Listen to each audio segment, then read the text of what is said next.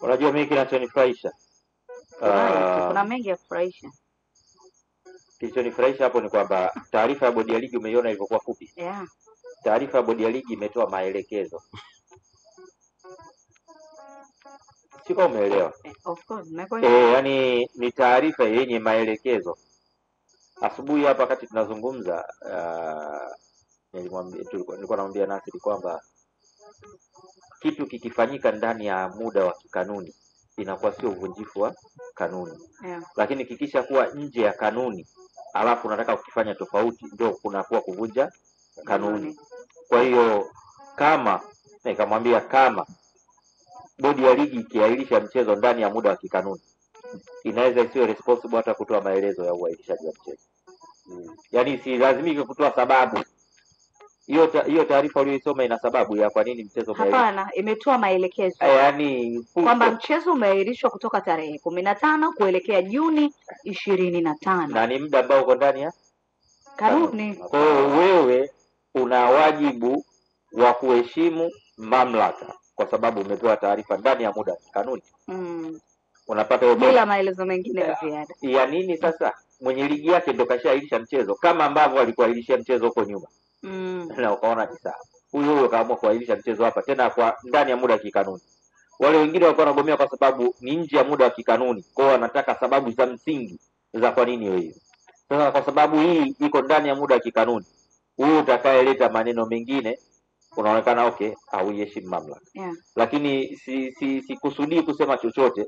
My point ni kwamba kwa sababu hili jambo limetokea hapa na hili jambo limeonekana kuwa ni la kimaelekezo. Maelekezo haya bodi ya ligi wenyewe wamepewa maelekezo, timu zimepewa maelekezo. Ile picha zilizokuwa released pale za kuonyesha wale watu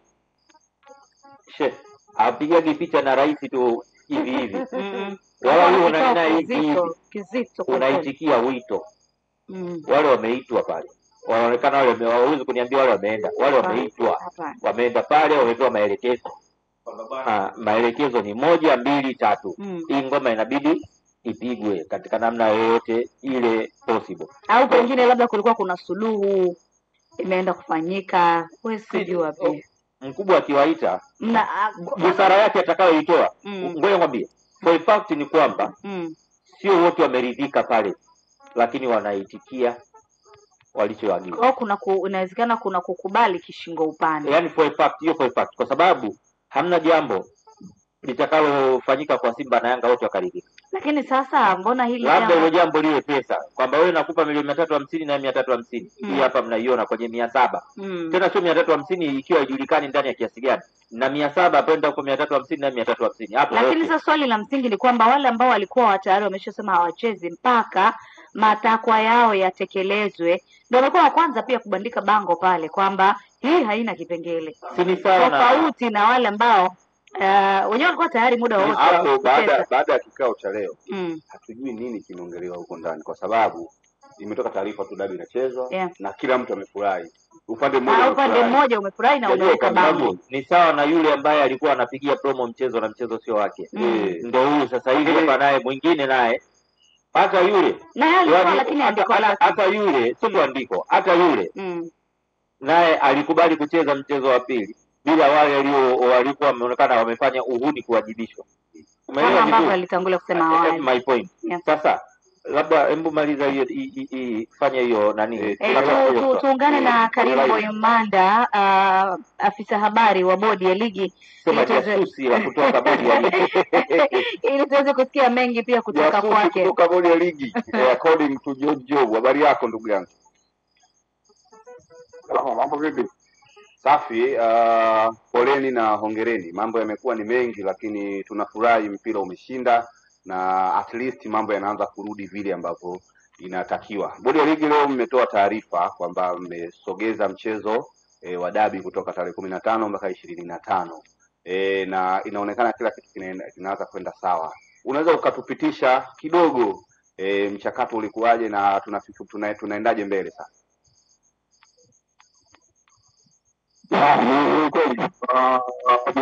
Mchezo ambao hapo awali mpango katika Machi 8 kabla hujaahirishwa na kueleza kwamba ndio pangia tarehe nyingine, na tunakumbuka sote Gaza 15 kama tarehe rasmi ya mchezo huo, kabla ya jioni ya leo kutoa taarifa ambayo imeeleza kwamba mchezo huo utakwenda kufanyika 25 mwaka huu.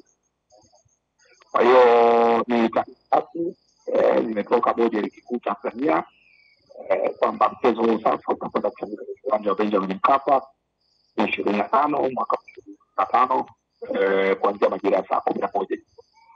Kwa hiyo hicho ndicho kilichofanyika. Na mpaka hivi tunavyoongea maandalizi rasmi sasa yameshaanza ya mchezo huo. Maandalizi yalishaanza tayari. Maandalizi yalishaanza, hata sasa tuseme yataendelea. Siku zote nimekuwa nikizungumza na wanahabari na vyombo vya habari ikisisitiza kwamba maandalizi yanaendelea. Niseme kwamba maandalizi yanaendelea. Yalikuwa yakamilike kesho kwa ajili ya mchezo wa kesho, lakini sasa yataendelea zaidi kwa sababu pia jukumu lingine hapa katikati kama michezo ya mizunguko miwili, mzunguko wa 29 ambao utakwenda kufanyika Juni 18 na mzunguko wa 30 ambao wenyewe utafanyika Juni 22. Kwa hiyo tutakuwa na majukumu hapo kati wakati tukiendelea na maandalizi ya kali ya soda, alafu tarejea Juni 25 kwa mchezo huu. Kwa hiyo rasmi mchezo wa dabi utakuwa ni mchezo wa mwisho kabisa wa kufunga ligi msimu huu. Hii ni taarifa rasmi pia kwamba huo utakuwa ni mchezo wa mwisho wa ligi kuu kwa msimu huu.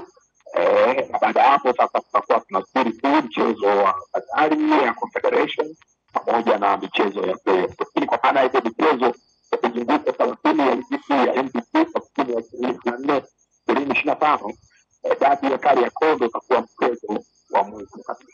Karimu, hapa katikati kumekuwa na sintofahamu nyingi kati ya bodi ya ligi na klabu ya Yanga na vitu vingine vingi vilifanyika, na mpaka dabi inaenda kuchezeka tunaona kama Yanga tayari wana furaha. Tayari mmeshaweka vitu vyenu sawa au tuendelee na michezo wakati mnaendelea kuweka vitu vyenu sawa? Unajua tafsiri ya mambo kutokea sawa, sintofahamu inaweza ikawa tofauti baina ya mtu na mtu. Siku zote mimi ningeuliza kuambia kila kitu kinakwenda sawa, kwa sababu unajua mchezo wa soka ni mchezo ambao unaongozwa kwa mujibu wa kanuni na sheria, na hiyo ndio njia pekee ya kuendea mambo yote.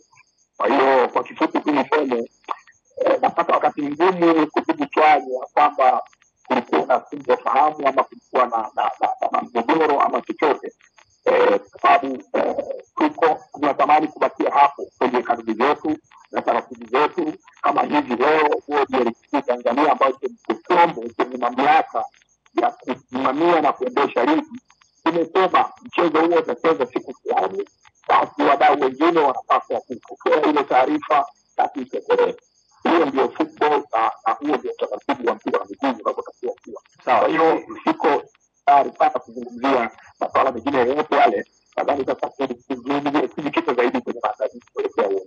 Sawa, sisi kama wadau tumefurahi kuona mpira umeshinda, kwa maana tunaenda kushuhudia kabumbu, tuone watu na mifumo yao, tuone watu na vipaji vyao. Lakini haya yote yaliyotokea ndani ya hizi wiki mbili, wiki tatu, kitu gani wewe kama Karimu, afisa habari wa bodi ya ligi na bodi ya ligi, kitu gani mmejifunza kutoka kwenye hii? Ndio siku yake ya kuzungumzia zaidi hayo. Nadhani leo tusalie hapo kwenye kutoa taarifa na kujadili kile jana na hiyo taarifa, kwa maana ya kinachofuata baada ya taarifa ya mchezo, maandalizi na kadhalika. Nisingependa kurejea sana huko, nitumie muda mwingi kudiscuss hilo jambo. Inawezekana tutapata wakati mwingine na tutajadili masuala mbalimbali, lakini sasa hivi ndio radhi ndugu yangu nitumie muda huu kuzungumzia zaidi mchezo huu namba 184 kuelekea Juni 25. Sawa, sisi tukushukuru kwa kuungana na sisi na tukutakieni maandalizi mema na tufikishe salamu zetu bwana kwa CEO, mtu makini kabisa huyu. Bila shaka yote salamu zitafika. Mmeshinda. Asante sana. Haya, amemaliza namna hiyo. Karibu Moimanda. Naona Anwar ulikuwa unataka kumwanza kumdodosa, unataka kufukua. Hatufukui. Pameshapoa, wewe unataka kuanza tena. Vitu bado vya moto. ya bodi ya ligi wameshinda. Bodi ya ligi imeshinda, tunakubali, na mpira umeshinda. Kwa sababu kuna vitu ambavyo Mwanidi vilikuwa vinaendelea vilikuwa havina afya kweli. Unajua, ukifika watu kuanza kutoleana siri za ndani, kila mtu alikuwa anamstiri mwenzake, alafu mkaanza kwenda public kutafuta sympathy. Maana ni sympathy. Mlikuwa mnaweza kuwasiliana ndani kwa ndani na mambo yakaendelea kama zamani. Lakini unaona utoe barua ya ndani ambayo haihusiani na public kwenda kuiweka hewani na kila mtu akaona, maana yake mnakuana nguo.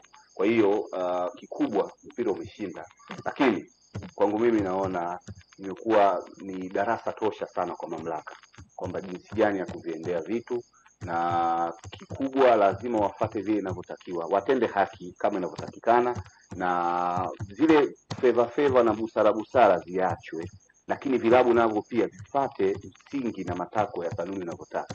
Nadhani kuanzia kama wataenda watasafisha sahani, sawa, kila kitu kikaanza upya, msosi ukaanza kuwekwa mpya wa moto, kuanzia hapa nadhani soka letu litakuwa sasa linaenda katika mtiririko unaotakiwa. Kama kila mtu atalizika na kusahau yaliyopita na kuangalia vitabu vyao vinasemaje, kanuni zinasemaje, ligi inakaribia kuisha, marekebisho yaende wapi, ili uko mbele yasije kujirudia haya ambayo yametokea. Lakini kiuhalisia Mwanaidi haya ilikuwa lazima yatokee ili kuweza kustabilize ligi yetu. Pengine inaweza kuwa ni funzo kubwa sana kwa huko tunakoelekea mbele. Kama mechi imeweza kuchezwa, hata madeni ataweza kuyatatua. Kama mechi imeweza kukubaliwa, hata madeni watatatua. Kwa madeni ilikuwa na kipengele sana. Wewe unaona lilikuwa dogo hili. Sasa hivi tumekuja kulijua mwisho. Unajua sisi tulikuwa tunazungumza sana kuhusiana na dabi Sasa dabi ambayo ndio ilikuwa shughuli yetu kubwa. Dabi ndio ilizua maneno. Dabi imekuja kuibua haya mengine. Na sasa hivi dabi inachezwa. Dabi ndio maana nikasema sasa kama dabi imeweza kupata ufumbuzi, hata madeni yatapata ufumbuzi. Sasa tuelezane ukweli sasa. Sasa maana yake sasa hivi au mzee Saidi alimsikia asubuhi. Mzee Saidi alinyosha maelezo sana asubuhi. Hakutaka kupinda. Alisema yeye licha ya kwamba ni shabiki wa Simba, lakini ana mapendekezo yake ni kwamba Jumapili dabi ichezwe. Kwanza watu wakae chini, waelewane, alafu ipangwe tarehe nyingine. Wote nataka mpira uchezwe, lakini hauwezi kuchezwa katika namna hiyo. Watu lazima wakae chini, waelewane, wasameheane, mambo yaendelee, ndio mpira uchezwe. Lakini Jumapili mpira mechi hamna, isiwepo, kwa sababu watu hawajaelewana. Sasa hayo ni Mzee Saidi asubuhi. Ila sasa ukweli tuanze kuambiana hapa. Kama wewe ni shabiki wa Simba, kama wewe ni shabiki wa Yanga, kuanzia leo kama hujajifunza kitu utakuwa hauna akili. Kama utakuwa hujajifunza kitu hauna akili. Tanguliza akili kuliko hisia. Sawa? Ndio. Mashabiki wa hivi vilabu, wapenzi na wanachama wa hivi vilabu wawe makini sana kwenye kuyaendea mambo. Unanielewa vizuri? Wawe makini kwenye kuyaendea mambo. Hapa mpira huu au haya mambo yote kati yao, kwa sababu mpaka sasa hivi kwanza hamna maelezo ya kwamba kama ile matakwa yametimizwa hajatimizwa. Hakuna maelezo yote yaliyotoka. Lakini hata yule kule mwingine naye mwanzo alikubali kucheza mechi ya pili bila hata wale watu wengine kuwajibishwa. Unanielewa vizuri? Kwa hiyo kati ya hawa wote hakuna yoyote ambaye alisimamia msimamo wake kwa kwamba sichezi mechi yoyote mbele. Hakuna. Na hakuna matakwa yaliyotimizwa, hakuna aliwajibishwa na mechi inachezwa. Sio kama unanielewa vizuri. Kwa hiyo watu wasipotumia akili zao kuwa wanaelewa vitu, hii itawachanganya sana. Na honestly viongozi pia wa hizi vilabu wasianzishe mizozo ambayo hawawezi kuimaliza. Yaani hawawezi kusimamia kushikilia bomba vile wanavyoaminisha watu wao kwamba tushike bomba katika namna hii. Sio kama unanielewa. Hiyo. Yaani kama hawezi kushika bomba katika namna ambayo wanataka watu wao wapate kwenye kushika bomba. Kwa sababu mimi hapa sasa hivi what I expect viongozi wa pande zote mbili wote warudie wanachama wao na waambie kwa nini mechi inachezwa. Kwa sababu walitoka kuambia hawachezi. na support. Sasa waambieni kwa nini mechi inachezwa. Na ukiangalia katika sakata hili wanachama wametumika zaidi. Sasa nguvu ya wanachama imetumika kwenye kupush vitu, kwenye kupressure vitu. Sasa sio mmeshaanza kupatana huko ndani, hao wanachama mnaona tunjoni uwanjani. Wana haki ya kujua mliopatania kule ndani ni yapi, Kwa sababu kuna watu walimaliza maneno. ndio nakwambia wana haki ya kujua mliopataniana kule ndani ni yapi, ili na wao wajue sasa wanasimamia wapi, yaani wako sehemu gani kwenye kusimama kwao. Where are they right now? Msiwadampu tu kwa sababu ajenda zimeisha, kwa sababu kila klabu ilisukuma ajenda kwa wakati wake. Ndio. Kila klabu kwa wakati wake imesukuma ajenda yake na imetumia nguvu ya wanachama iliyokuwa nao, nguvu ya mashabiki iliyokuwa nao kwenye kusukuma ajenda yao ya kuto kucheza mechi husika.